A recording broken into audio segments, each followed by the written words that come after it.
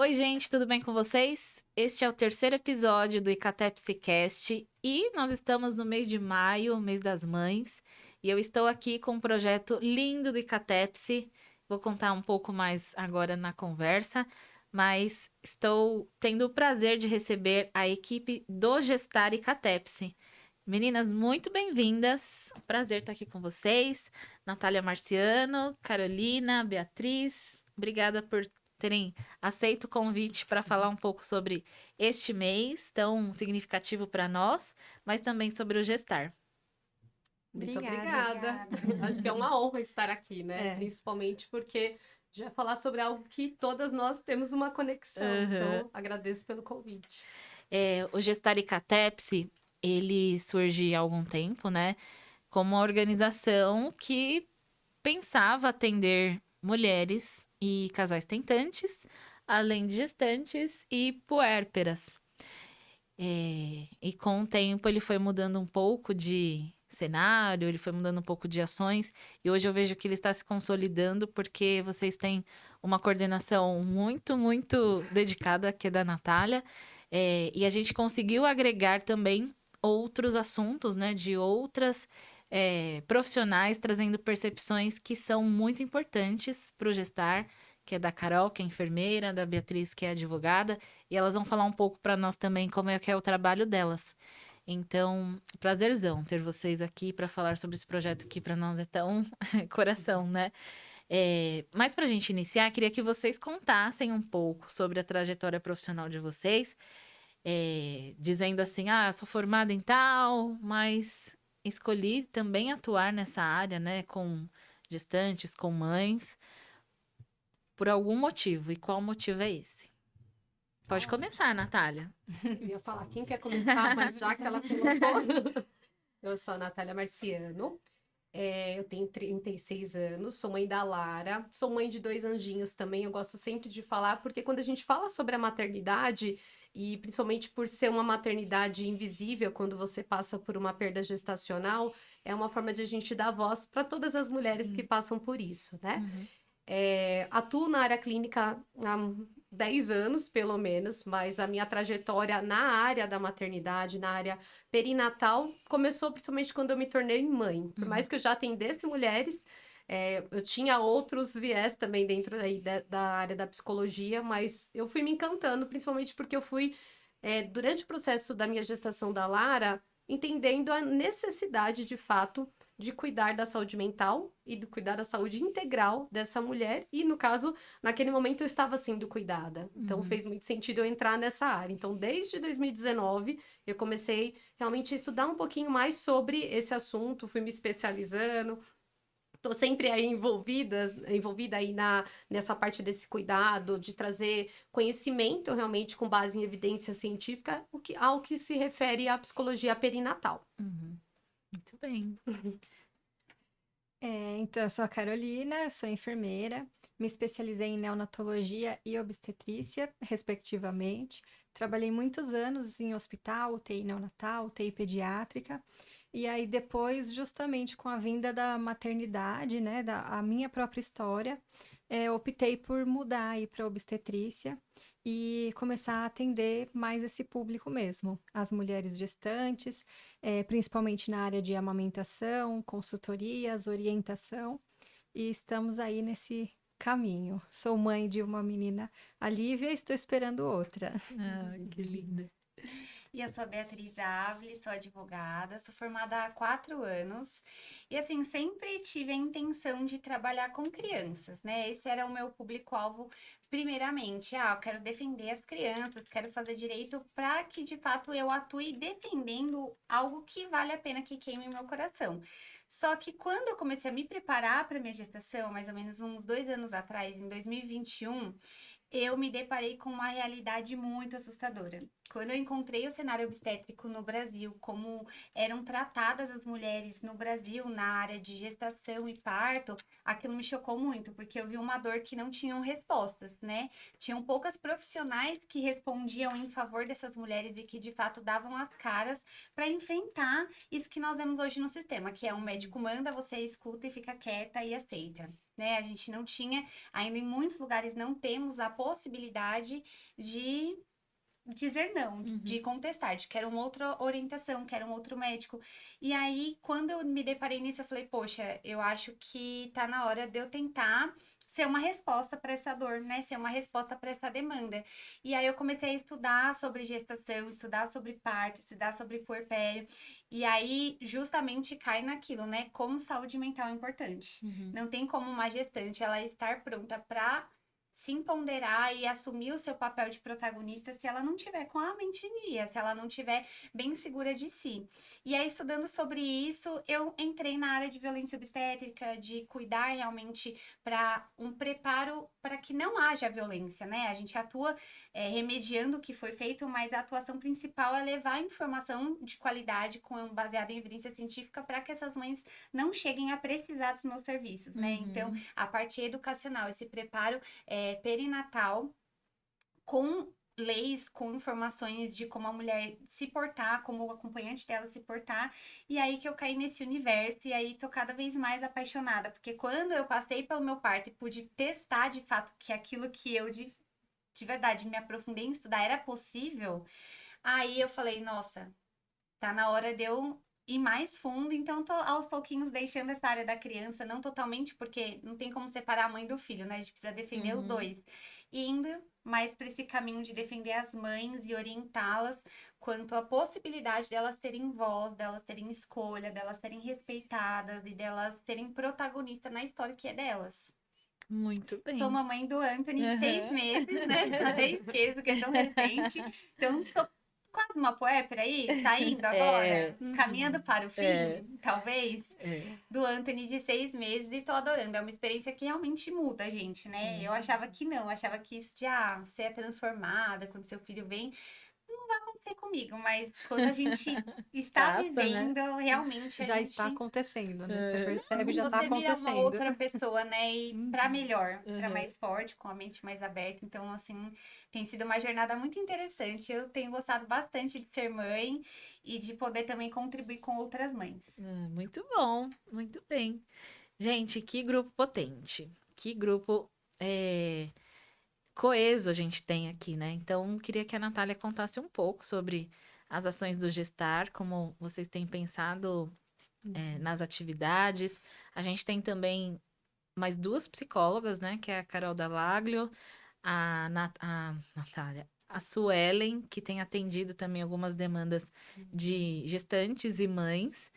E queria que a Natália contasse um pouco, então, mais detalhadamente do que a gente tem feito, como que temos pensado as ações. Como você falou, né? Inicialmente a gente tinha feito um projeto pensando em uma demanda, como que seria.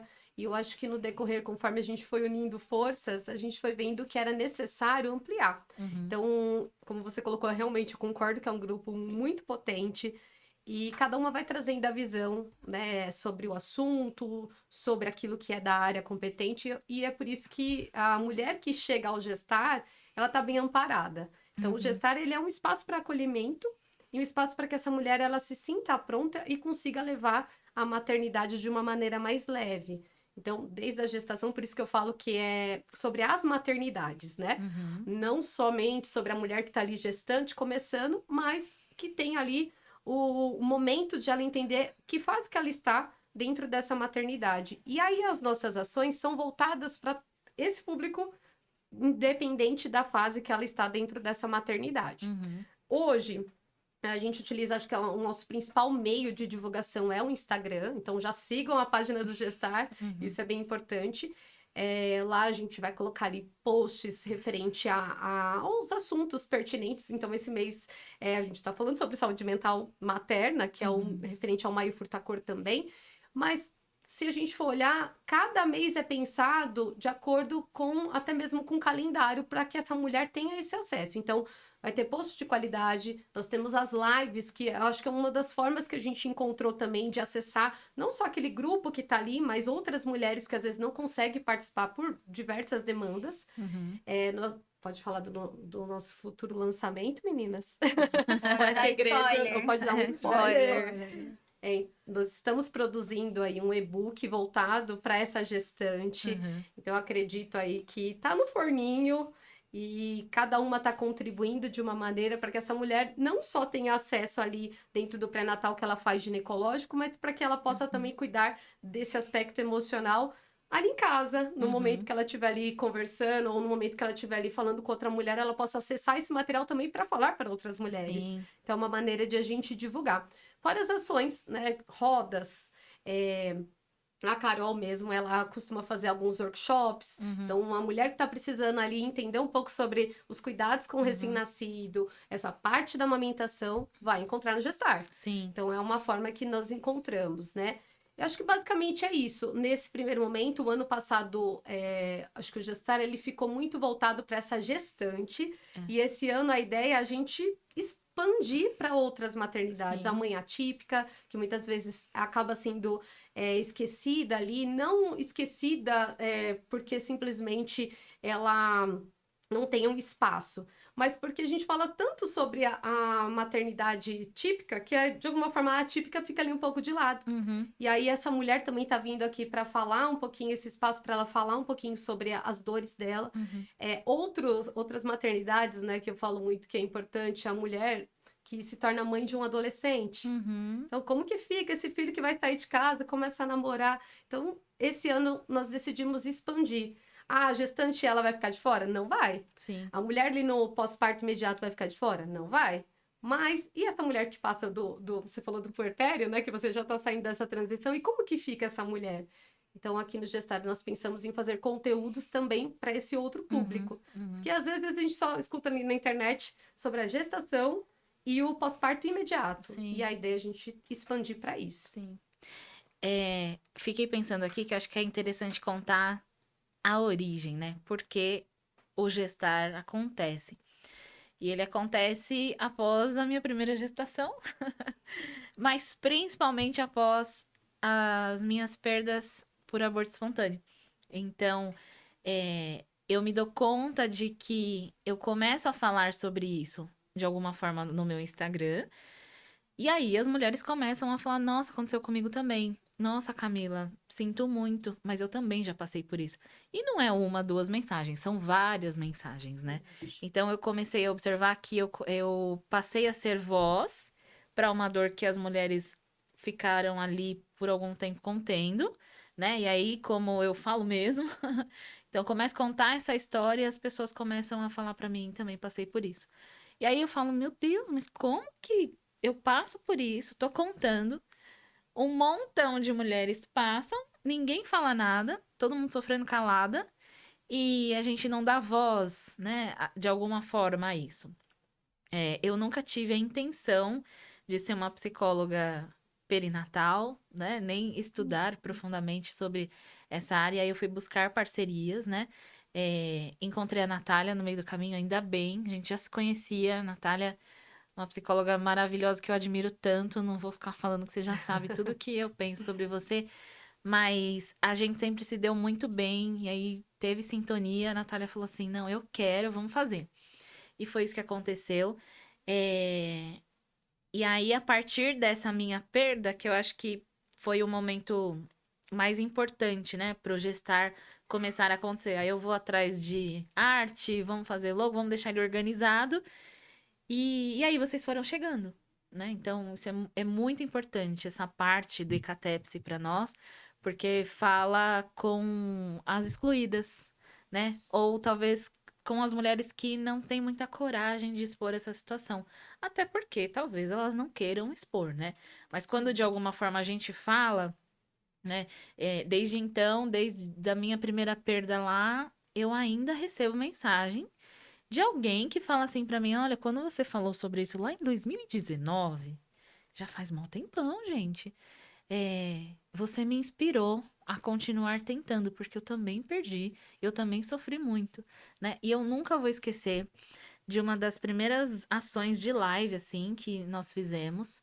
Acredito que eu tenha participado, porque um amigo, ele veio me dar esse feedback depois, ele falou assim: então, a gente tá tentando aqui há muito tempo. E a gente não tá conseguindo. E, gente, sabe aquele amigo que você nunca imaginou? Assim, somos muito próximos, Mas em nenhum momento eu pensei que eu achava, né, eles estão esperando, então não chegou o momento, mas não. Já estavam sendo tentantes há muito tempo. E eu acho que se não fosse nesse contexto do gestar, ele não falaria pra mim, né? Então, porque ele é mais tímido, né? Mais fechado, ele é esposa. E aí ele falou, a gente tá tentando. E a gente tem feito alguns exames, mas esse essa live que vocês fizeram foi muito importante pra nós. Deu mais coragem pra continuar. Então, ali eu falei, pronto, é isso. A gente não precisa de quantidade, a gente não precisa, né, de um mundo inteiro falando do gestar. A gente só precisa ajudar quem realmente quer ajudar, quer ser ajudado, né? Quem realmente está ouvindo aquilo, e nos conta que, poxa, fez toda a diferença. Então, depois com a chegada de vocês, que para mim foi uma grata surpresa, eu falei assim, nossa. Aí chega a Bia, advogada da família, com toda a força, né, que ela tem, com todas as pautas, eu falo, nossa, agora sim, agora a gente realmente tem um grupo que acho que tá se consolidando, a gente tem a Carol lá que atende a questão do luto, né, é uma psicóloga que não é mãe, mas que é muito implicada nesse assunto. E que começa a estudar porque ela fala, gente, eu adoro esse grupo, ela tem falado para nós, né? O grupo do Gestar é muito bacana, quero estar lá e tal. E também é um grupo que é muito importante para a Suelen, né? Não tô aqui falando de todas para não excluir ninguém. Porque a Suelen também tem 3 filhos e ela vem de um momento assim, e agora? Tenho 3 filhos, quero atender, como que eu faço? E vocês acolheram de uma forma muito especial. Então, a gente tem tudo para crescer, porque entre nós existe essa coesão, né? A gente tem sororidade entre nós, então, de dentro para fora, é muito mais natural que aconteça. É, E eu acho que a gente realmente está no caminho certo, né? A gente começa lá com poucos passos, mas criando grandes ações para pessoas que realmente precisam, né? E você falou uma coisa, né, Camila, dessa questão dessa mulher que às vezes se sente excluída, né? E Uhum. pensando na mulher que passa pela perda, realmente é uma É. mulher que muitas vezes não vai procurar ajuda no primeiro momento. Uhum. E quando vai escutando ali que, ó, esse espaço não é só para falar da gestação, mas Uhum. dessa mulher que é tentante, Uhum. ela se sente acolhida. Sim. Então, esse é um ponto bem importante, porque a ideia é que a gente atinja essas mulheres que precisam desse acolhimento. Uhum. Até pensando que dentro da maternidade nós passamos por 3 grandes vulnerabilidades, né? Uhum. Dentro da maternidade, não, dentro da mulher, né? Uhum. Então, no primeiro momento, é a questão da própria primeira menstruação, que já é um impacto para aquela mulher. No segundo momento, vem a questão da maternidade, porque muda a vida dela completamente. Uhum. E dessa fase também de tentar, passar por esse processo. Hoje eu sou uma tentante, Uhum. depois dessas 2 perdas, permaneço ali, né? No momento a gente fica ali querendo ficar só no cantinho, né? Sendo acolhida ali de outras formas, e depois a gente fala, não, preciso falar disso. Uhum. E aí, no outro momento, essa mulher também, ela, que é a menopausa, ela também passa por uma outra vulnerabilidade. Então, pensando no ser mulher, a gente só passa por vulnerabilidades. Então, quando a gente vai encontrando esses grupos, é uma maneira de a gente falar assim, não estamos sozinhas. Você passa por isso, você passa por isso. Nossa, não acredito que você passou por isso. Uhum. E isso vai abraçando. E aí vai dando força para essa mulher seguir também, né? Sim. Uma coisa que eu acho assim que é um tabu ainda é ser tentante. Eu não sei no ciclo de mesmo. vocês, mas no meu ciclo, quando eu era tentante, a minha impressão era que só eu era tentante. Porque do nada só alguém ficava grávido perto de mim. E aí eu ficava, meu Deus, mas foi tão rápido. E aí depois, num outro momento, conversando com a pessoa, não, mas eu estava tentando há 8 meses, eu estava tentando há 1 ano. Ué, por que ninguém fala que tá tentando, né? E a gente fica pensando, poxa, é só comigo que acontece as tentativas frustrantes, é só comigo que acontece as perdas, né? É um assunto que ainda é tabu entre as mulheres, até mesmo entre amigas, né? Às vezes os casais não abrem que estão tentando, que tiveram uma perda. E aí parece que é tudo sobre nós, né? Parece que é só com a gente que não acontece, ou só com a gente que dá errado. E aí fica aquela sensação de desacolhimento, né? Eu acho que o gestar, ele veio justamente para quebrar esse tabu, né? Tudo bem a gente falar que tá tentando, tudo bem a gente compartilhar as nossas perdas. Todo mundo passa por situações difíceis, por demora. E esse acolhimento deixa as pessoas à vontade para mostrar essa vulnerabilidade. Eu acho que quando a gente pode ser vulnerável, a gente tira um peso que talvez até ajude no processo, né? Porque quando eu era tentante, eu descobri a importância da saúde mental nas tentativas também. Porque o peso emocional que traz o fato de você ser incapaz ou não estar conseguindo fazer, poxa, o meu papel primordial, nasci para isso, não consigo fazer isso, traz um peso muito grande. Quando a gente entende que não é sobre isso, né? É sobre o tempo perfeito para todas as coisas, é sobre tudo bem, dar a mão e continuar tentando e se respeitar seu corpo, o tempo do seu casamento, o tempo da sua história, as coisas vão ficando mais leves e aí você consegue até ser forte para ajudar outras pessoas a lidarem com esses momentos também de espera, né?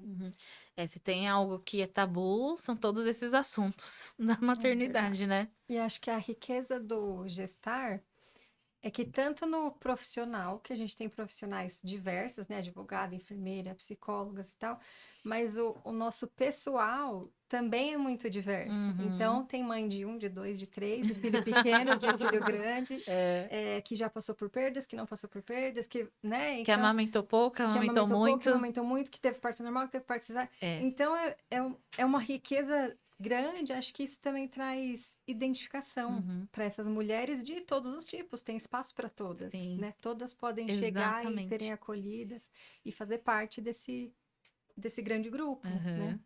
O que eu observo também é que as mulheres, principalmente, e os casais, eles demoram bastante para buscar ajuda nesse assunto específico, né? Porque se você tem uma crise de ansiedade ou pânico, parece que é mais natural que você busque uma ajuda imediata. Você vai lá num grupo, ou então pergunta para uma amiga, me indica uma psicóloga, não tô me sentindo bem. Tô tendo uma tremedeira, tá me dando uma aceleração no coração, tô achando que é ansiedade. E aí a pessoa indica, a outra vai lá, agenda, começa um processo.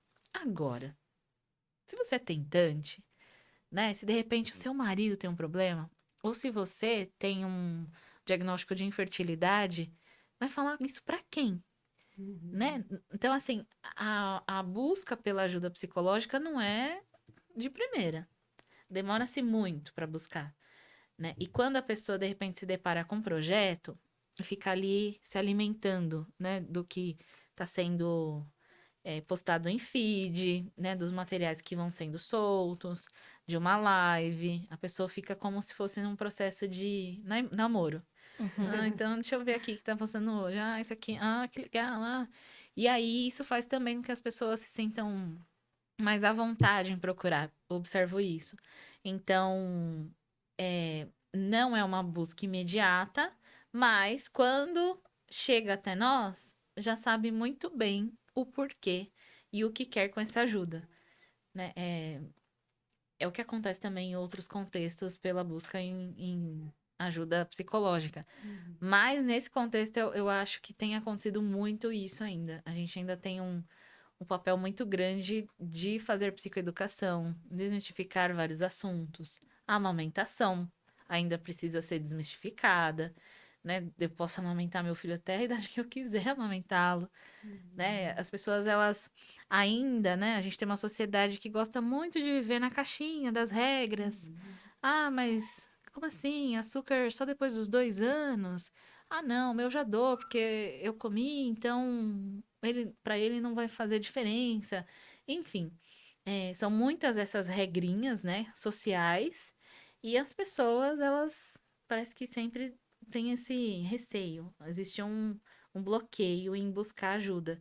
Então, acho que eu pensei em outra coisa também, Natália, pensando na questão da psicologia, a gente vive um momento ainda que tá bem evidente, né? Que a psicologia perinatal vem crescendo, o número de cursos, pós-graduação, muitas pesquisas, pessoas que estão aí, tem até bastante psicólogos homens agora que estão buscando mais conhecimento nessa área.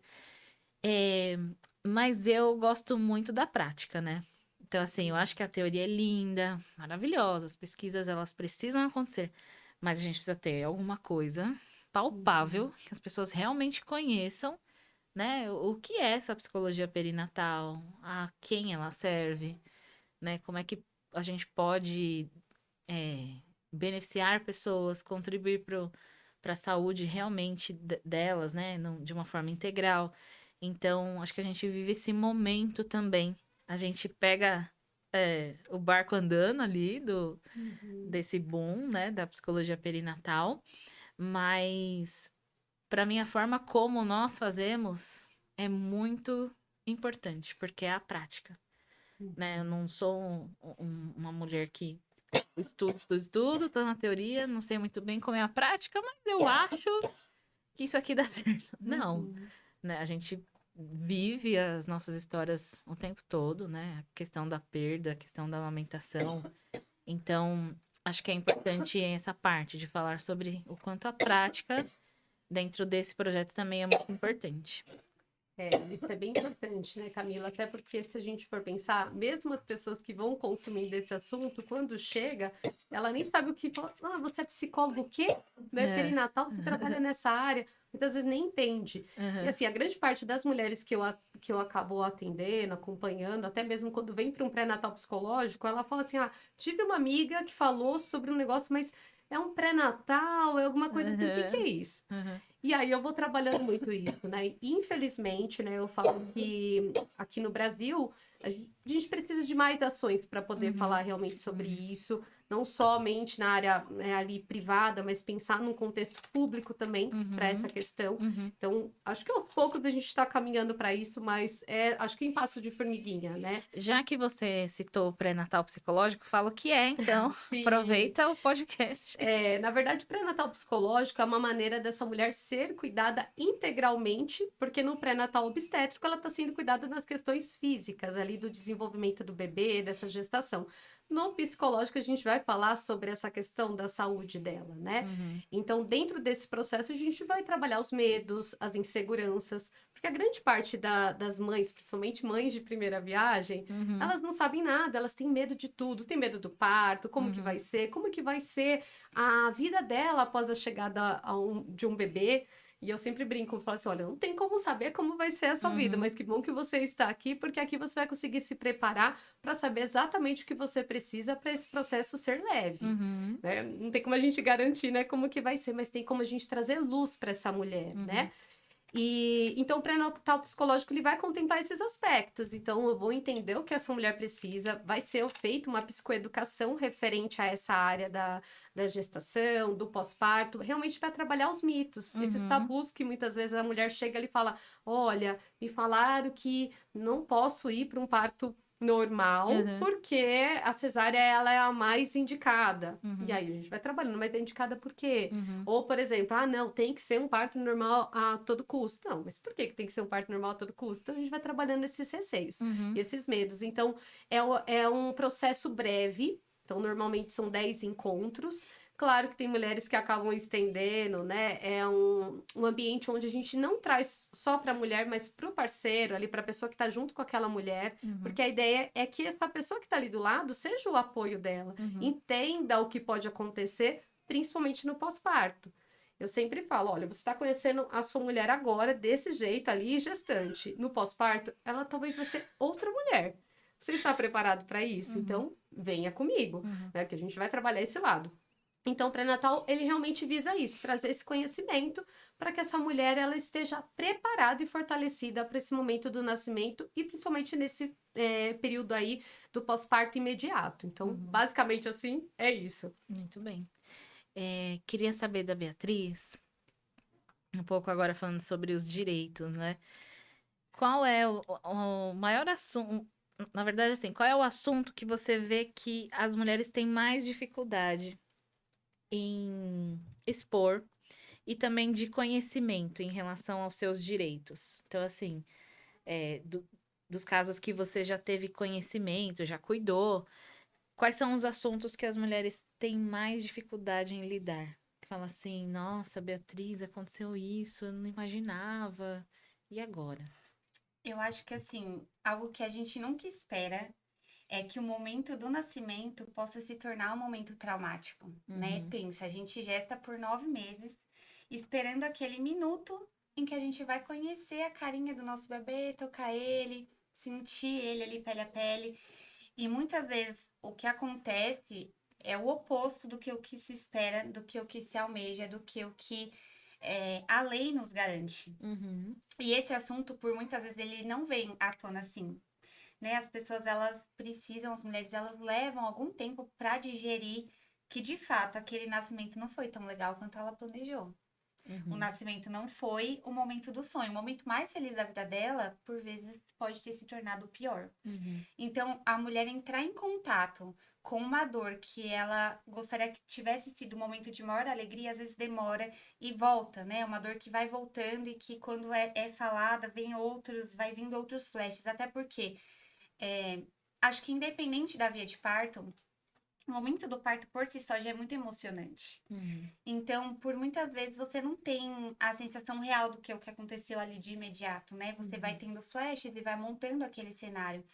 Então, quando chega até mim um relato de violência obstétrica, um relato de uma mulher que foi violada nos seus direitos, num momento tão lindo, ele vem sempre carregado de muita dor e de muito peso, sabe? Às vezes, pra gente que tá do outro lado ouvir isso é muito difícil, né? Por vezes acaba uma consulta, a gente tem que parar, se recompor, né? Ver foto, ver vídeo, é realmente muito pesado. E esse assunto é um assunto que, às vezes, as mulheres, elas não querem.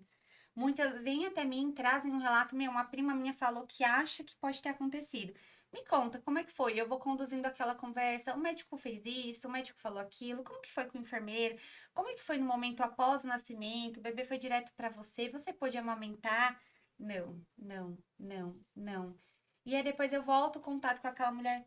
Ai, eu não quero, deixa pra lá. Então, Uhum. mesmo ela sabendo, né, que ela foi violada, que ela tem direito, que ela tem tudo pra não sanar, né? Nunca. Independente da indenização que a gente consiga, Uhum. jamais dinheiro algum vai sanar ou vai recolocar de volta aquele sentimento que foi roubado.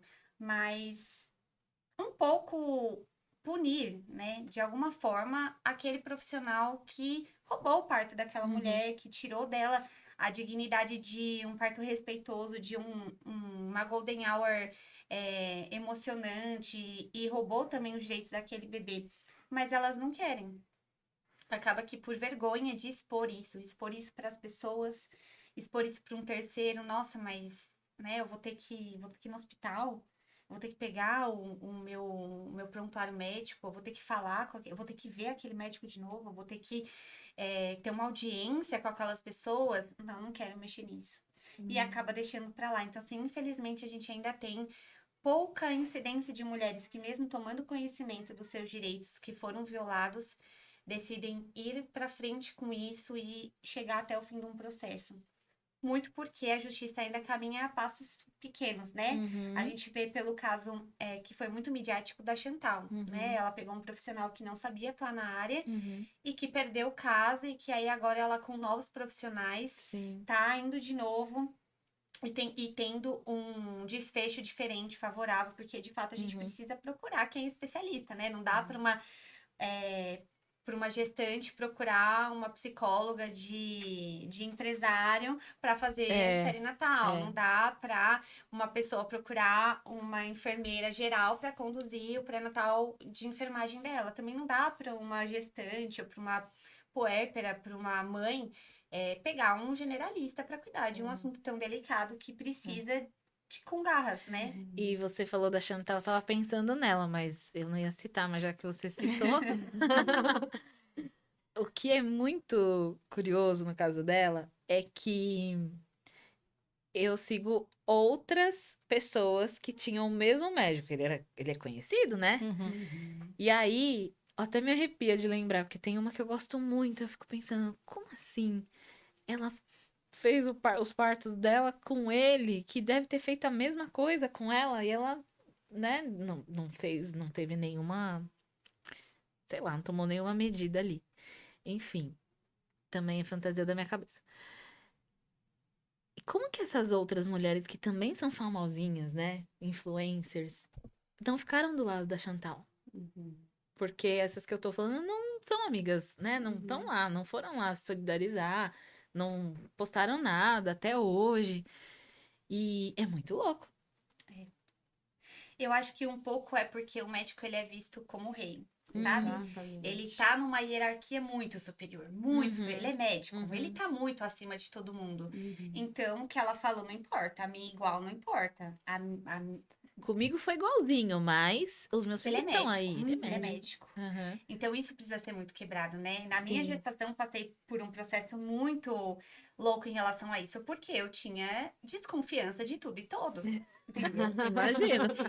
Eu não queria passar por uma violência obstétrica, porque além de, claro, né, ver o quanto isso é ruim, pra mim ia ser assim, patético. Como você defende uma coisa e você se prestou pra passar por isso?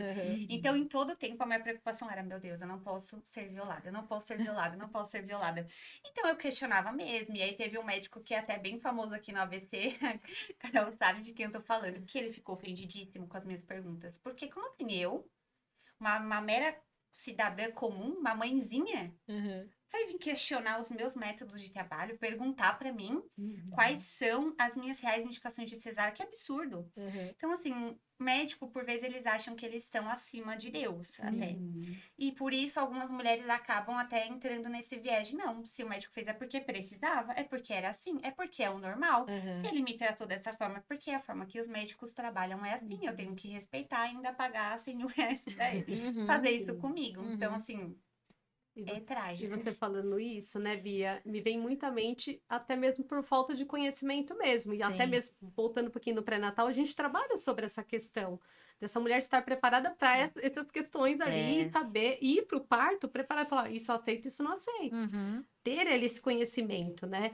E eu falo que o público muito que eu atendo são dois. Ou aquela mulher que vem para se preparar, ou aquela mulher que infelizmente passou pela violência obstétrica ali e tá totalmente fragilizada ali no pós-parto. E aí você vai vendo o relato e você vê, essa mulher não teve esse cuidado. O médico, ele não tinha esse cuidado de falar, olha, é importante você procurar uma ajuda.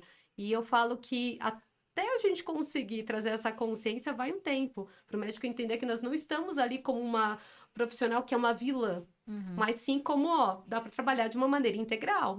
Então, acredito que isso vai demandar um tempinho também. A Chantal foi muito corajosa, né? Ainda bem que ela quebrou esse ciclo. Ela quebrou um ciclo, gente.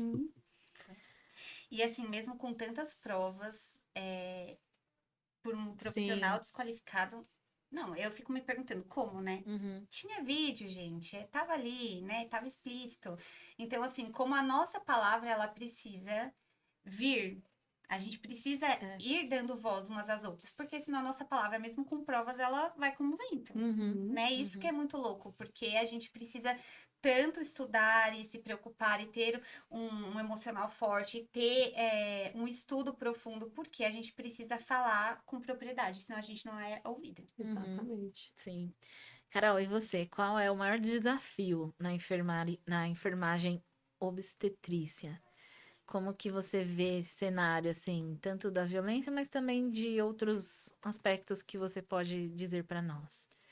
Acho que é justamente isso que a Bia falou. O cenário obstétrico brasileiro, ele é pavoroso. Quando a gente vai olhar para o Brasil inteiro, né? E não só para as capitais, onde nós temos grandes hospitais, muito luxuosos e médicos famosos, e que ainda assim cometem violências absurdas, né? Então, o cenário obstétrico no Brasil é muito ruim. De muita violência, muitas cirurgias indicadas sem necessidade, ou que aumentam os níveis de morte materna, mortes evitáveis de mães, de bebês. E essa coisa do... Meu, ele é médico, estudou 10 anos, ele sabe o que ele está fazendo. Então, a pessoa simplesmente aceita, sabe? Isso é muito, muito difícil de combater. E aí a gente vem com essa questão da orientação, da informação, porque acho que para fortalecer uma mulher, para ela primeiro enxergar qual é a realidade, né? Porque ela pode estar no hospital que for, com o médico bam que for. Se ele achar que o que ele está fazendo é certo, mas na verdade for errado, mas se ele achar que é certo, ela vai acreditar que é certo e aí a coisa vai degringolando, né? Então, primeiro fazer essas mulheres enxergarem a nossa realidade, para daí ter informação e daí ter a força para enfrentar. Porque a gente também sabe que na sociedade que a gente vive, uma mulher enfrentar uma realidade que ainda é dominada por homens, né? É difícil. Então, ela precisa dessa força, dessa união mesmo, eu diria, entre as mulheres, né? Como você falou da Chantal, que aí depois, e cadê as outras do lado dela, né? Eu Uhum. acho que isso seria fundamental para fortalecer esse movimento. Agora, se uma tem a coragem de fazer o que muitas não tiveram, porque a gente sabe que é difícil, e aí quando ela faz, as outras todas somem, Uhum. aí não anda, né? Assim, a coisa vai A devagar. gente ainda tá falando de uma cultura muito machista, né? Muito. Sim. Porque não é porque é mulher que não é machista. Então, eu vejo muito por esse lado, assim, não, mas é um homem, é um médico, não vou, né, bater Não de vou frente, contestar, não né? vou contestar. Ele fez o meu parto, foi tudo bem, o bebê, a criança tá aí hoje, grande, então, deixa pra lá. E a gente precisa, assim, dar voz umas às outras, né? É muito interessante, assim, eu tive duas experiências completamente diferentes uma da outra, né? Que foi um parto no hospital privado, um parto no hospital público. Minha experiência no hospital público foi infinitamente melhor do que no privado. Sempre vou falar isso, gente. Ah, mas você ficou no quarto depois com 3 mulheres? Fiquei. E sem visita, porque era o protocolo da pandemia, né? Mas foi tão diferente o cuidado, muito diferente. O pré-parto, o pós-parto, o médico que conduziu a equipe, ele olhava no meu olho, pegou na minha mão, falou assim: o que você quer ouvir? Fala aí, sua playlist. Eu nem tinha pensado, porque eu falei: ah, no hospital público, né? Não vai ter. E teve. Nasceu com a música que eu queria, né? Foi uma cesárea, porque fiquei 9 meses tentando fazer com que a menina virasse, assim como a Lara não virou, ficou com a cabeça aqui, pélvica. Aceitei, não, vamos fazer cesárea então. Então, a gente precisa estar muito aberta também a experiências, né? A conhecimento. Eu não sei o quanto as mulheres tentantes hoje, porque eu vejo 2 cenários. De mulheres tentantes jovens, né? Até 30 anos. E essas mulheres, elas procuram motivos do porquê elas não estão conseguindo, mas elas também não fazem muita mudança, de repente, na qualidade de vida e saúde que elas precisam ter para conseguir, né, lá, a fertilidade ideal. E eu vejo as tentantes acima de 30 anos que estudam muito, né, vão completamente preparadas para para de repente essa primeira concepção, essa primeira gestação, e aí é diferente lidar com elas, né? Porque elas são mais abertas. Eu vejo esses 2 cenários, não sei se Sim. vocês veem também. Então, é bem diferente. Então, eu mesma conheço um grupo de mulheres tentantes que elas não mudam de forma alguma a alimentação. Então, alimentação à base de salsicha e Doritos, como você tem um organismo limpo para receber, né, o seu bebê. Então, daí eu já vejo que é um problema. E você tem acima de 30 anos que tá ali, que tem uma pessoa que me manda mensagem sempre. Ai, cara, vamos ver se é esse mês aqui, porque aconteceu isso, isso, isso. Eu tô fazendo dieta tal, tô fazendo atividade física. Mas tá tentando há quanto tempo mesmo? Ai, 1 mês e meio. Mas ela já sabe tudo que ela precisa fazer e não fazer, né? Pra continuar essas tentativas. Então a gente tem essas ideias, esses públicos que eu acho que é importante a gente pensar Sim. também, né? E para você, Natália, quando você recebe mulheres para atendimento, qual é o seu maior desafio? Vamos deixar a violência obstétrica de lado, pensar em outras demandas. O que você vê assim como grandes demandas? Uma das demandas é aprender a conciliar e fazer o resgate dessa mulher que existia antes de ser mãe. Uhum, Então, a grande parte, quando vem, né, como eu falo, eu tenho 2 tipos de público. uhum. Aquela que já vem no acompanhamento, ali do pré-natal, e Sim. fica depois. A grande parte entende a necessidade de cuidar da saúde mental, e aquela que chega depois. Uhum. Pegando ali essa mulher que vem no pós-parto, essa mulher, ela tá totalmente perdida, Sem gente. identidade. Não tem. E é muito engraçado que ela fala assim: olha, eu tô aqui porque eu não sei quem eu sou. Uhum. Eu acho que essa é a fala principal que eu vejo, né? Então, essa mulher, ela tá perdida, essa mulher, ela não sabe como ela vai conseguir conciliar tudo. Essa mulher, ela já tá pensando lá na frente como ela vai fazer para voltar pro trabalho dela, ou se ela vai abrir mão do trabalho dela para ficar exclusivamente ali aos cuidados do bebê. Então, eu vejo uma mulher que ela tá tentando administrar tudo. Uhum. E isso traz sofrimento, né? Porque a grande parte não tem uma rede de apoio também significativa. Às vezes ali é o esposo que tá ali, não que eu sempre falo, o esposo, ele não deveria ser considerado uma rede de apoio, né? Mas às vezes aquele homem tá tão implicado ali nesse cuidado, mas ainda assim não é o suficiente para aquela mulher. E esse é um ponto que eu vejo. Então ela tá tentando resgatar. Fala, Natália, eu gostava de tal coisa, hoje eu não consigo nem pensar se isso vai voltar para minha vida ou quando vai voltar. Então, eu acredito que a grande parte, quando não vem com algum trauma, alguma questão emocional ali significativa do parto, vem muito nesse encontro de adaptação, de entender o casamento, o relacionamento. Sim. Porque a grande parte fala assim, nossa, eu não consigo nem chegar perto do meu esposo, o que está acontecendo comigo?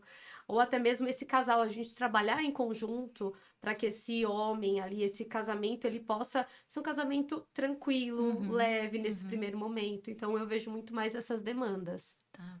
E já que você citou a questão da maternidade e carreira, acho que é importante perguntar para vocês, que são mães, como é que vocês pensam esses assuntos dentro do contexto pessoal da vida de vocês? Como que vocês encaixam isso? Se vocês acham que é o ideal, que não é, é o que vocês pensaram, não é? Fiquem à vontade para contar. Acho que assim é o que eu pensava, não é? Mas acho que a gente também só sabe quando passa. Cada uma com a sua história, né?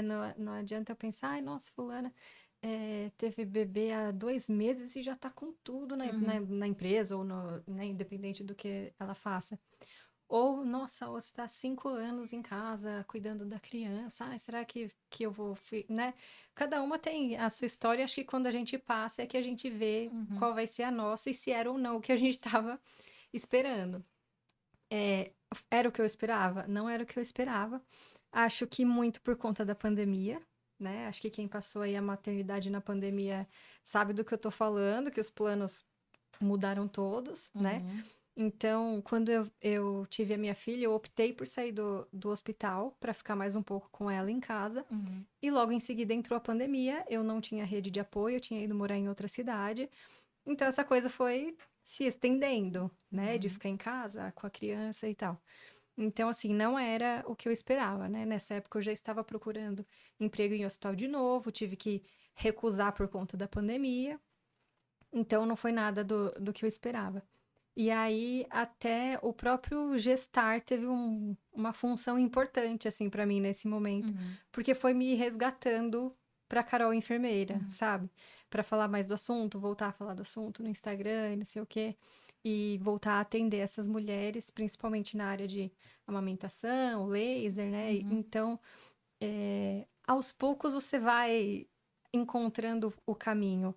Hoje não posso dizer ainda que eu já encontrei o meu caminho equilibrado entre a maternidade e a profissão, né? Mas a gente aprende a ir caminhando, né? Fazendo o caminho enquanto caminha, né? É assim que a gente vai. A Natália falou disso de você nem sabe mais quem você é. Acho que eu já até comentei com elas esse meu caso, que eu fui preencher uma ficha. E lá perguntava qual era o meu hobby.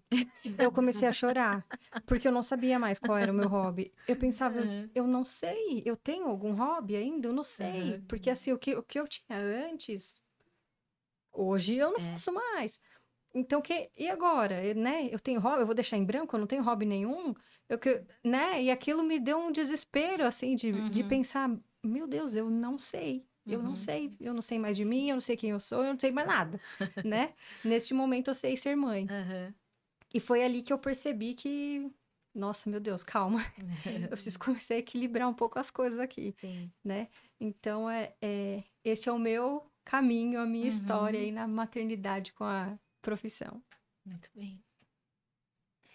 Eu já tive uma história um pouquinho diferente. Como eu sou autônoma, e o direito, eu não tenho essa opção. Acho que se eu tivesse, eu teria com certeza feito isso. Ai, olha, agora não vai mais estar dando não pra seguir o seu caso, né? Vou ter que abandonar. Não tinha essa opção.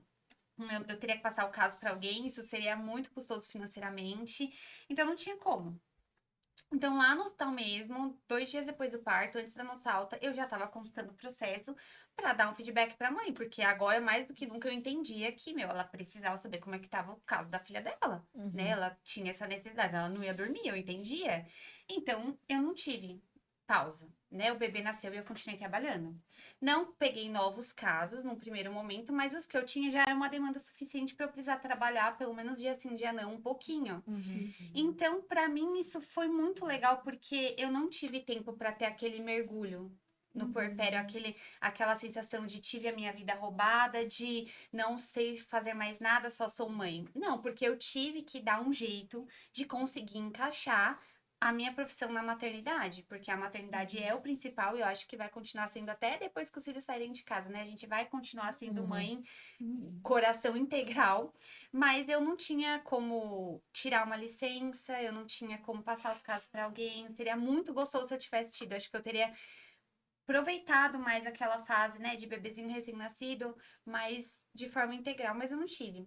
E foi um lado bom porque eu também não tive tempo de ficar mal, não tive tempo de ficar me perguntando quem eu era, não tive tempo de ficar me questionando, e agora o que eu vou fazer da vida? Eu tinha que fazer. Eu tinha que fazer dar certo, né? Porque se eu ficasse 3 dias sem trabalhar, alguém ia me mandar mensagem e eu tinha que dar uma resposta, porque eram mães e eu não ia deixar mães na mão.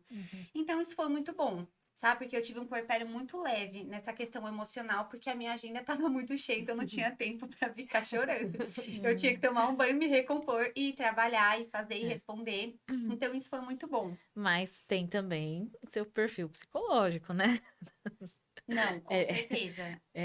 Você tem uma força diferenciada, assim, né? Não, nem todas as mulheres autônomas teriam essa força. Tô falando isso porque eu me identifico, então, né? Você, eu acho que também não tira a licença, né?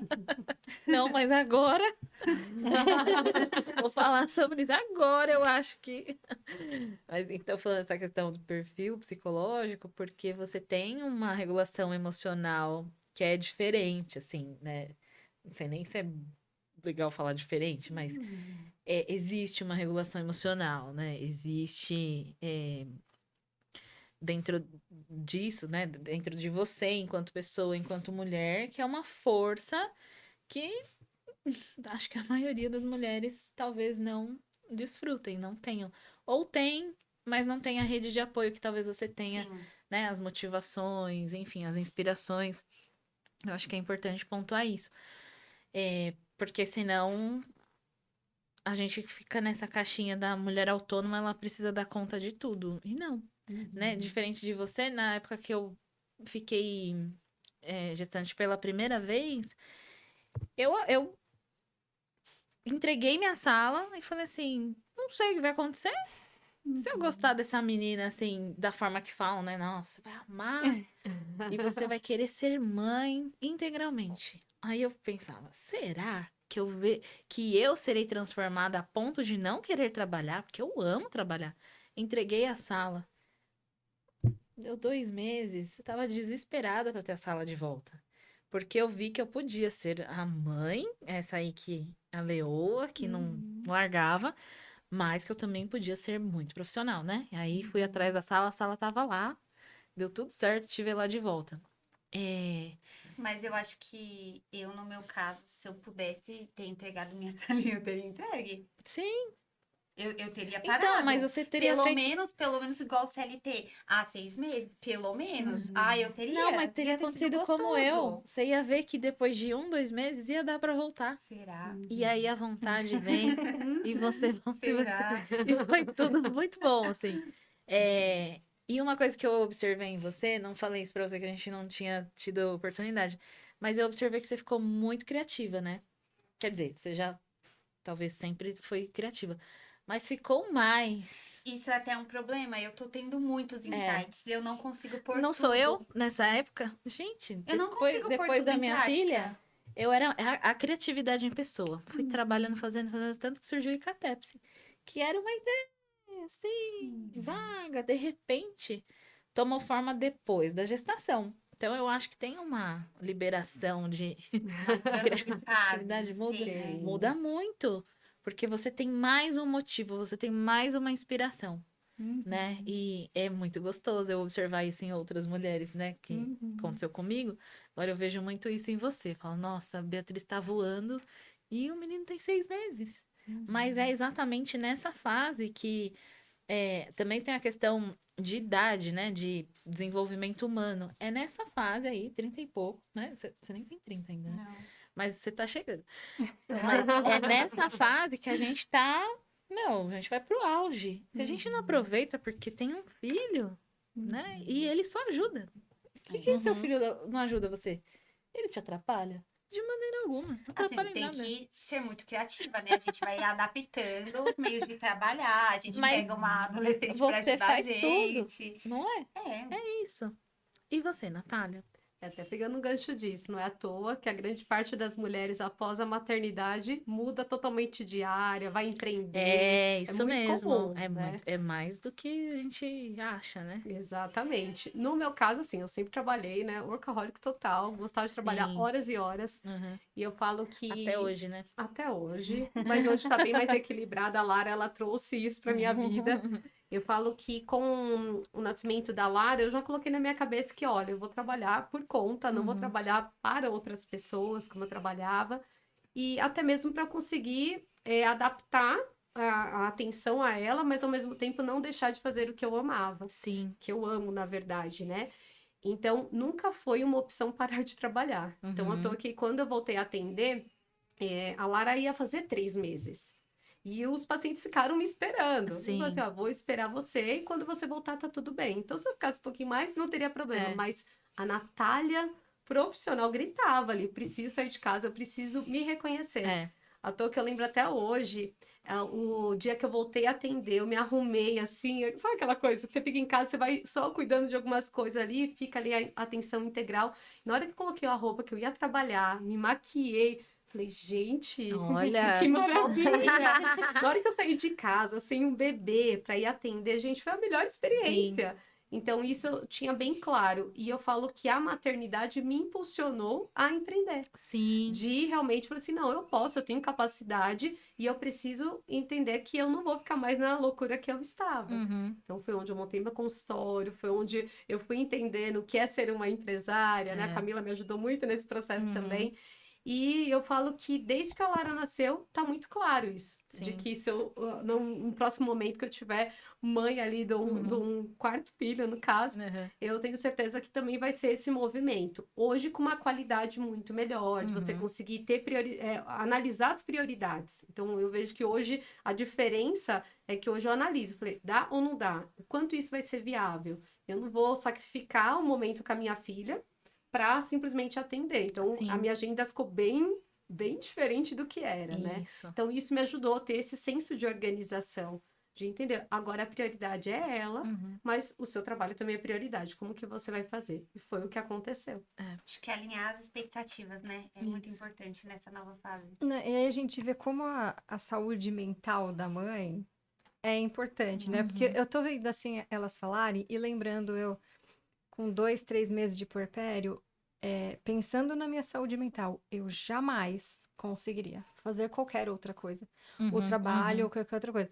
Hoje eu fico pensando como eu tava, não sei, perturbada, sabe? Mentalmente falando. Simplesmente eu não ia ter condições, sabe? Psicológicas de Sim. fazer qualquer outra coisa.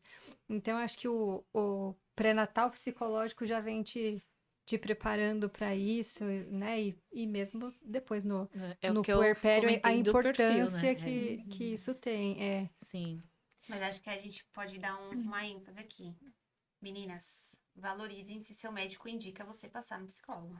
Exatamente. Faz toda a diferença. Se Ele seu médico sabe o que tá falando. prioriza E reconhece a isso, já é importância um sinalzinho É. de que ele é um bom médico, porque é tudo, né? Uma mãe com a cabeça em dia, ela vai passar por um puerpério mais leve, uma amamentação mais leve, vai lidar com uma frustração de um parto não alcançado, vai lidar com essa adaptação nova que a gente tem de... eu não vou conseguir mais trabalhar 8 horas por dia. Se eu trabalhar 2, eu vou ter que ficar feliz, porque eu 2 é nunca melhor vou que 0. esquecer o dia que eu entrei no consultório da doutora Jennifer, segunda perda gestacional, entrei. ela já sabia que era por conta de perda, né? Eu sentei, ela falou, tudo bem? Aquela voz dela. Eu falei, tudo bem. Ela falou, você faz acompanhamento psicológico? Cara, primeira pergunta da Uhum. ginecologista. Você Bacana. faz acompanhamento psicológico? E eu, psicóloga, né? Eu falei, não. Aí ela, por causa da perda, você faz? Eu falei, não. Então tem que fazer. Uhum. Que interessante. Gente! É. Então, E, assim, mas também a gente tá falando de uma pessoa sim. bem diferenciada. Mas acredito que a gente tá num momento aí que tem uma onda de novos médicos muito mais abertos à questão mental, né? Da saúde da mulher, enfim, de uma forma mais integral, não só das gestantes. Mas a gente precisa valorizar isso. Porque se tá falando, realmente. E a grande parte dos médicos minimamente não faz o rastreio para depressão. Que isso era o mínimo que eles poderiam fazer, já que não indicam aí para um profissional, né, da área da psicologia, mas que eles pudessem contemplar isso dentro do pré-natal obstétrico. Sim. De parar alguns minutos, fazer essa pergunta e fazer realmente esse rastreio. A grande parte não faz. E aí é onde a gente recebe essa mulher no pós-parto, que poderia, né, se a gente for pensar, ter tido um acompanhamento, dependendo de como for até psiquiátrico ali, e minimizar aí os riscos de uma depressão pós-parto e outros sintomas. Queria trazer alguns pontos pra gente fechando. O primeiro deles é sobre rede de apoio. A gente falou pouco aqui, mas eu queria deixar uma observação que é assim. O que é ser rede de apoio? Então, se você considera seu companheiro, seu esposo como rede de apoio, tá errado. Ele não é rede de apoio. Ele é parte da família com quem você Exatamente. divide responsabilidades. Então, precisa fazer as coisas igualmente. Só não vai conseguir amamentar, né? Mas o restante, ele precisa saber porque é responsabilidade dele também. Então, a gente tá concordando nisso já, Sim. né? A gente concorda nisso. Eu fico bastante incomodada quando algumas mulheres falam que não tem rede de apoio. Por quê? A maioria dessas mulheres que falam assim, eu não tenho com quem contar. Camila, você tem sua mãe. Camila, você tem. Gente, se você não tem a rede de apoio mãe, você tem que, no mínimo, trabalhar a sua cabeça para tentar uma outra rede de apoio, que é a escola, né? Uma creche ou uma babá. Né? Ah, mas não pode pagar. Mas quando você não pode pagar para essa rede de apoio, você tem a creche, você tem a escola. Mas vai ser uma escolha sua não deixar com esta rede de apoio, que é tão importante, né? Então, por isso que às vezes quando existe esse assunto entre rodas de mulheres, eu fico super incomodada. Porque rede de apoio existe. O que Talvez não da existe forma que a gente idealizou, né? isso. Talvez não da forma Exatamente. como a gente quer. Talvez não da forma como a gente pode pagar. Talvez não da forma como a gente achou que seria, né? E muitas vezes a gente acha que a rede de apoio que a gente vai ter não é depois a ideal. Quantas vezes eu já ouvi falar assim, não dá pra deixar com a minha mãe. Ai, com a minha sogra piorou. E pro outro dá certo. Nossa, mas sua mãe ajuda tanto. Então, assim, acho que é um ponto importante pra gente colocar aqui, né? Que rede de apoio você precisa construir a sua. Mas aí vai da sua coragem, do seu querer, né? Se você está disposta ou não. Deixaria com uma babá? Jamais. Deixaria na escola? Posso pensar. Encontre uma escola, né? Encontre a creche que estão falando que é a melhor que você pode inscrever seu filho, né? Então, são muitas as questões. Agora, falar que não tem, ou que a maternidade para mim tá distante porque eu não tenho rede de apoio, eu acho cruel. Porque no final a culpa vai cair sobre essa mulher, né? Ela vai andar com isso uma vida inteira. Outra questão que eu queria falar, né, sobre agora como ser mãe de 3. Como ser mãe de 3? Eu não sei. Então, dessa vez, eu realmente acho que não vou voltar com 2 meses. Né? Esse ano aqui já é Será um que ela ano não que... falou isso com a segunda? Não falei, porque assim como a Natália, a gente é bem organizada, né? Das ideias, assim, do planejamento, da rotina. Então, com 2 eu sabia que ia dar certo. Agora, com 3, sendo um menino, todo mundo fala dos meninos, né? Comem mais, são mais chorões, não sei o quê. Pode ser até mito. Mas eu preciso saber, porque eu não sei o que é ter um menino. Eu sei o que é ter menina. Por isso que com duas eu falei, não, vai dar. Mesmo a Marina sendo bem arteira, assim, diferente da primeira. É, agora, com três, eu realmente não sei. Mas já comecei a pensar em cenários, né? Então, assim, se a mãe vai continuar me ajudando, porque a minha mãe, ela escolheu. Ela não foi, como que fala? Eleita, né? Ó, você vai cuidar dos meus filhos e sua vida vai ser essa. Não, eu não fiz isso com ela. Né? Chegou um dia que eu perguntei pra ela, você tá em casa, você vai voltar a trabalhar, o que que você tá pensando? Ela falou assim, não, eu não quero nunca mais voltar a trabalhar do jeito que eu estava fazendo. Porque não me fazia bem, né? Hoje eu tô mais velha. E, Camila, a minha vida hoje é cuidar dos meus netos. Então, fique despreocupada. Só que eu não abuso. Vocês me conhecem, vocês sabem como é mais ou menos minha rotina. Ela fica 2 vezes por semana com a do meio. A mais velha não precisa mais ficar, tá na escola, né? E eu não abuso, o que é não abusar? Tem um período do dia que eu sei que deu tempo da minha mãe, né? Que ela tá cansada, vai ficar com sono. Então, eu procuro fazer tudo no período em que eu sei que ela tem mais energia. E não passo dessas 2 vezes por semana, porque eu acho que é o ideal. E nessas 2 vezes por semana é onde eu faço minha agenda acontecer, né? E o terceiro dia da semana vai ficar com meu marido, porque é o pai, ele vai se virar.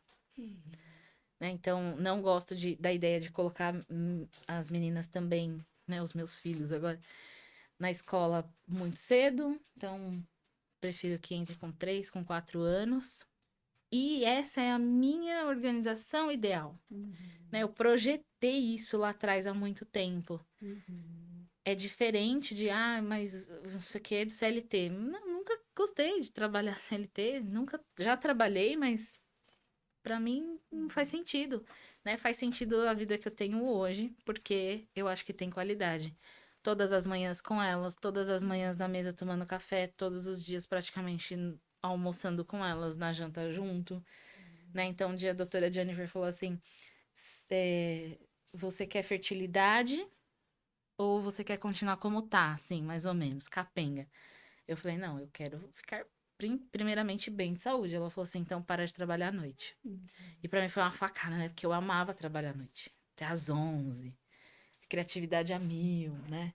E eu lembro que muitas vezes o Denis me buscava com a Cecília dormindo no carro, porque eu saía do consultório 10h30. E pra mim tava ótimo aquilo. Mas ela falou, você precisa parar. E você tem que parar às 18 por conta do seu ciclo, né? Circadiano, uma coisa assim. E aí eu falei, nossa, se ela tá falando, ela tá falando de verdade. E aí eu fiz uma organização pra começar a atender mais cedo e parar mais cedo, né? Organizei minha agenda, ganhando aquilo que eu acho que eu mereço.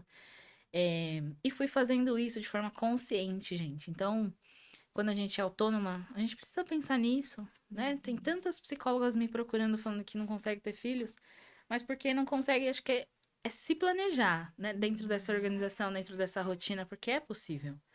Mas precisa querer a organização. Senão, realmente, não dá certo mesmo.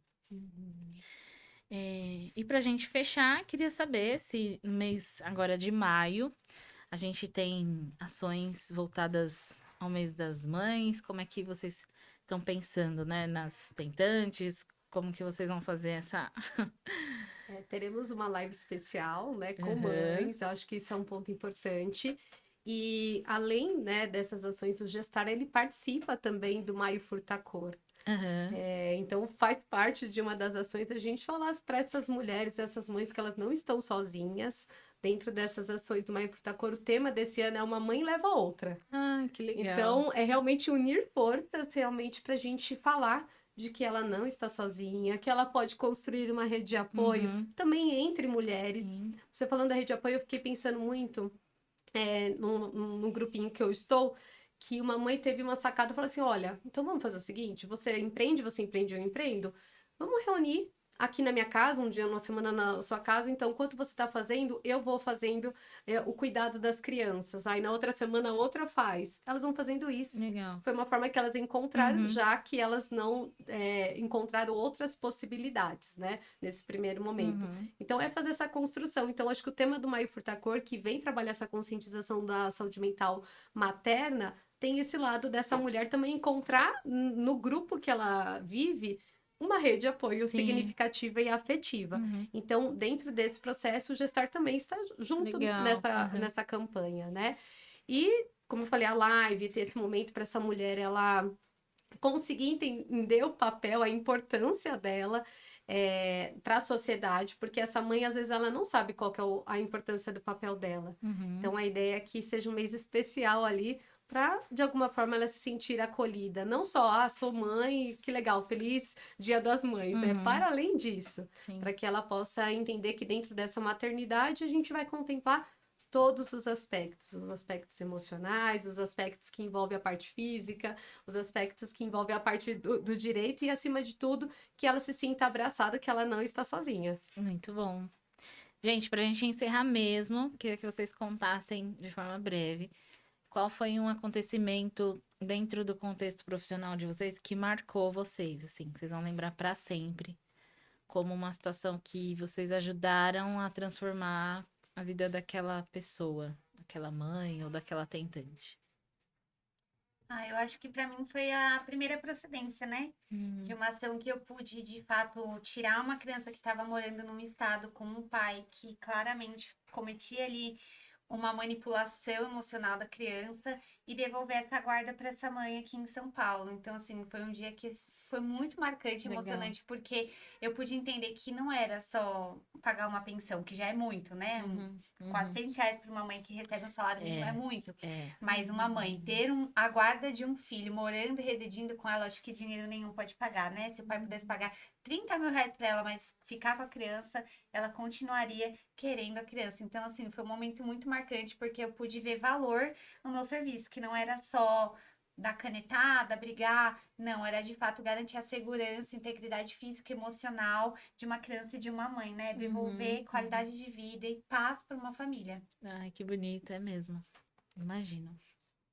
Eu acho que eu tive 2 momentos, assim, um muito bom e um muito ruim, que me fizeram querer completamente, assim, mudar para a área da obstetrícia e fazer o meu melhor para mudar a realidade dessas mulheres, né? Uhum. Então, o primeiro, que foi muito bom, eu ainda não era enfermeira obstetra, e uma amiga muito, muito querida me chamou para acompanhar o parto dela, Uhum. não, nem como enfermeira, como segunda acompanhante mesmo. Ah, eu acho que eu sei quem é. E amiga de muitos e muitos anos. Uhum. E aquilo, para mim, mudou a minha vida. Ah, que legal. Mudou. Quando eu vi aquela menina nascendo e eu acompanhei aquele trabalho de parto desde o começo, Uhum. sabe? Com tanto afeto e respeito, ali tava eu, o marido dela. Nossa, aquilo pra mim foi realmente um divisor de águas, né? Uhum. E depois, como ela me deu um presentinho como agradecimento, e eu sempre digo, meu Deus, ela me deu um presente de agradecimento, mas eu que serei pra sempre grata por aquele Uhum. momento, né? E toda vez que eu olho para aquele presente, eu me arrepio, porque eu lembro da sensação de estar lá e de ver Uhum. aquilo acontecendo.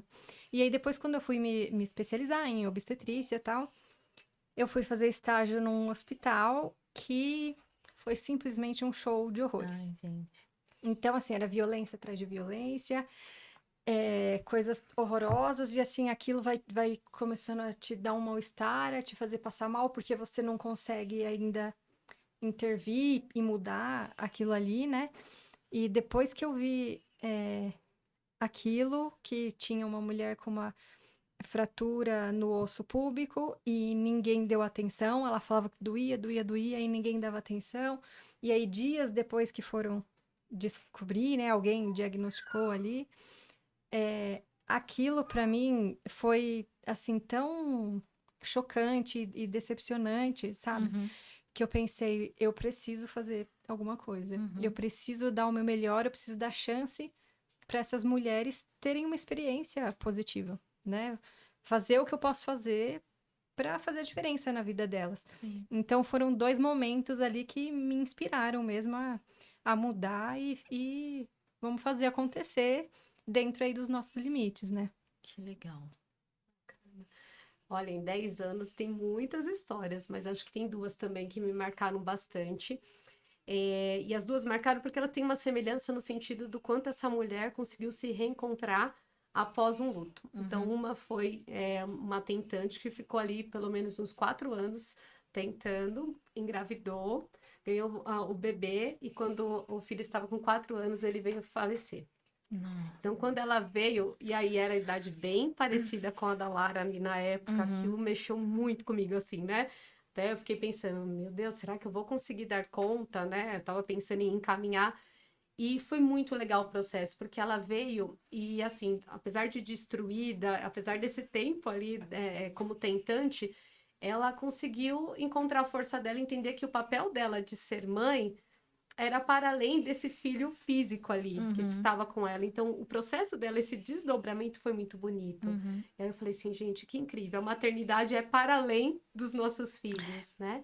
Então, isso foi um caso que me marcou bastante, que eu aprendi muito, né? A gente acha que, eu vou estar ali atuando e eu vou ter um valor significativo, talvez, para aquela mulher, mas o quanto a gente aprende, né? Me fez pensar trouxe muitas reflexões como mãe também. E um outro caso também foi quando uma paciente, ela me procurou por uma questão também infelizmente, estava com uma equipe toda preparada, bonitinha ali, pagou, e ela acabou passando por uma intercorrência ali, e ela, infelizmente, precisou fazer uma esterectomia, e assim, sem ser avisada, porque ela desmaiou. Então, assim, ela veio de uma maneira que chamou, assim, muita atenção, principalmente porque ela, né, no caso, ela já tinha outro filho, mas ela tinha a intenção de ser mãe de um terceiro, de um quarto, ela tinha vontade de ter 4 filhos. E quando ela veio, com toda aquela bagagem, tudo, eu fiquei pensando muito, porque entra muito no contexto do nosso contexto, né, da perda, e ao mesmo tempo do contexto de tentar. E ela veio com todo aquele sofrimento, e hoje eu olho para ela, né, ela já tá comigo aí 1 ano e meio, mais ou menos, já tá caminhando pro processo de alta, e eu vejo essa mulher e eu falo, gente, essa mulher, ela veio tão ali, sem ninguém do lado, e o quanto ela cresceu. Então, eu falo isso para ela, né, exclusivamente, e eu falo assim, gente, é lindo a sua transformação, porque ela foi se reinventando, ela foi vendo que a maternidade dela é uma maternidade muito boa, porque ela ficava ali, não, vai ser só boa se tiver mais, do jeito que eu idealizei, e a gente foi trabalhando esse processo, e o quanto ela cresceu. Então, eu vejo muito isso, que são 2 casos, assim, que me marcaram bastante, e que eu levo, assim, como um processo mesmo, tipo assim, nossa, obrigada, né? Obrigada por ter passado por isso. Vocês não perguntaram, mas eu vou contar, porque é um caso recente. Tenho vários para contar, né? Mas esse aqui aconteceu quinta-feira. É um desfecho. Eu atendo uma pessoa que o marido foi assassinado há uns 7 anos atrás, numa emboscada da OLX, importante dizer, né? Foi lá achando que era real e aí foi assassinado. E aí, quando ele falece, ela fica sozinha com 2 filhos pequenos, um de 6 e um de 3. Os anos se passaram, tá todo esse tempo comigo na terapia, ela encontrou um novo amor, e aí reacende a vontade de ser mãe novamente. Porque esse novo amor não tem filhos. E aí, queria tanto uma menininha, será que veio uma menininha? E agora, vamos tentar? Vamos tentar. E a menininha veio, nasceu quinta-feira. E a história dela é um desfecho completamente diferente, né? Então, de viúva, a mãe de 3, da forma como ela esperou, sonhou, ressignificando toda uma vida. Então, ela ainda tem muita vida pela frente, né? E os filhos aceitando, todo um contexto muito contente, assim, muito feliz da vida dela. Então, tá no porfério agora, mas vivendo essa realidade que é tão marcante, né? E eu tô contando a história dela porque ela já contou em outros momentos publicamente. Apareceu na TV, né? Essa história do assassinato. Então, por isso que eu tô contando. Mas é recente e é tão bonito. E eu agradeço sempre. Ela falou assim, obrigada por ter me escolhido por fazer parte desse momento com você. Porque, gente, imagina. Eu tô desde o momento que o cara foi enterrado com ela.